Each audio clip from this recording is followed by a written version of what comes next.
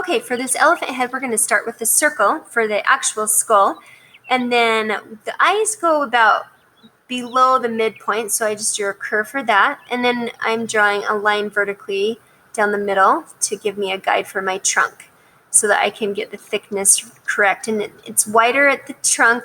The trunk, is wider where the skull is, and then it gets thinner as we swoop down and it curves to the right. And then we're going to draw this area where we have the tusks and where the tusks attach to the trunk. And then what I'm looking for when I'm drawing the shape of the actual head is close to symmetry, but it doesn't have to be perfect. It's very organic. It's not these perfect circles or geometrical shapes or lines. And so that's kind of nice when drawing animals or humans. Close to symmetrical, but they never are perfectly symmetrical. And I'm avoid doing much detail because I want to get my basic shapes correct before I go in and do the fun part. So that's why you see the shape of the head and the trunk before we do any eyes, and then we want to get the basic shape of the ears.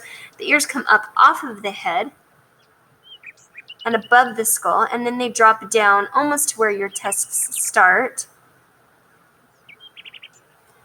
And the tusks are overlapped in front of the ear.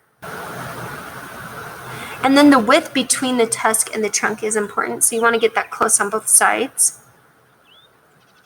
And to make the trunk look big, we started, like I said, wide, and then we got ultra thin at the bottom so that it's the illusion that this is a very long trunk.